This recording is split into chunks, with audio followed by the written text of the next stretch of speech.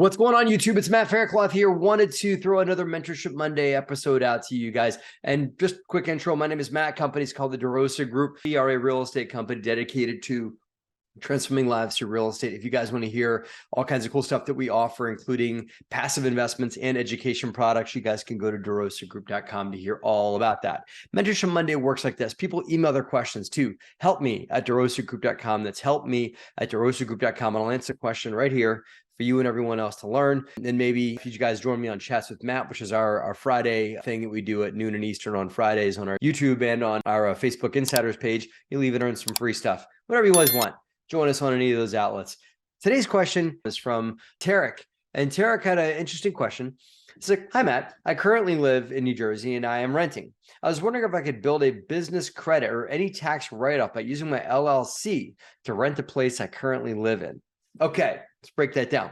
So this is really about using an LLC to create write-offs. First of all, an LLC is a liability vehicle, not a tax vehicle. LLCs just pass through what they make or what they lose. You know, if you own real estate that has depreciation, they might show passive losses, but they pass that right through to the owner.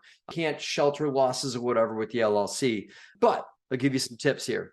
And also, I should advise you right now that I'm not a tax advisor. I am not a CPA, although I get lots of tax questions because I am a professional real estate investor playing the tax game properly as part of real estate investing. So that's why I answer a lot of tax questions here. But Tarek and all you guys watching should consult with a tax advisor about tax losses. Here's what I suggest. If you are a business owner, an LLC, or just if you are in the venture of investing in real estate, you should start looking at yourself as a tax write-off, right? Robert Kiyosaki explains it this way. Those with a job with earned income earn money, then they pay taxes, then they pay their bills. Okay, makes sense? Those that own businesses and are entrepreneurial, right?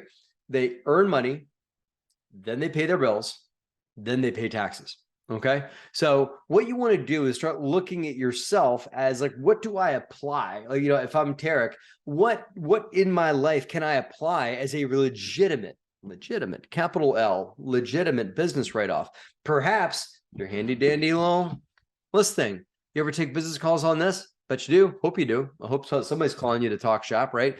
Part of that cell phone bill should go towards your business, right? Perhaps if you ever get into a vehicle of your own and drive and go look at a property, maybe part of that vehicle expense or part of that travel time or part of the time you spend in your vehicle could apply to applying part of your vehicle expense towards a business. That means you get to you don't have to pay taxes on it because, again, businesses make money, pay their bills, then pay taxes. So you can start taking these things as write-offs, right?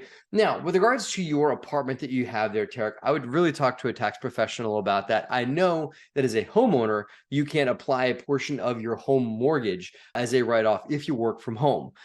I would suppose you could do that if you're a renter. You could apply, like if you got like a separate room in your apartment that is a business center or like a home office or whatever it is, or a portion thereof, but talk to your tax advisor about that. The bottom line, Tarek, is to look at your living expenses and say, what really did I apply towards my real estate investing business, this LLC that I started for real estate investing? And what is just my enjoyment, right? So don't be writing off your Netflix subscription if you didn't watch a bunch of documentaries on real estate investing on Netflix. If you did, then maybe you could talk to your CPA about writing off portions of these kinds of things. One more thing, your home internet. If you are doing any kind of work at all from home, your home internet, a portion thereof could be written off too.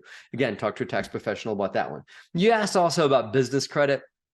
I'm not the biggest fan. I don't believe, not that I don't believe in it, but I think that at your level and for most investors' level, you want to get your personal credit nice and clean. Your business credit matters to a degree. Like you don't want to be having bankruptcies on your LLC or whatever it is. But as you guys scale up your businesses, the bank is going to be running your personal credit far and away 10 times over versus running what your LLC's credit would be through Dun & Bradstreet or whatever. So once you get some loans under your LLC, that'll matter a little bit more, but your personal credit, hands down, is what you want to have. Or if you got bad credit, get it fixed. If you don't, great. That's probably what they're going to look at 10 times over your LLC's credit. I've seen people start an LLC on Tuesday and then borrow money out of that LLC on Thursday. So it's very possible to be done. It doesn't really matter as much what the LLC's credit is versus what your credit is. Okay. Thank you, Tarek. I appreciate you guys. One more time, DeRosaGroup.com.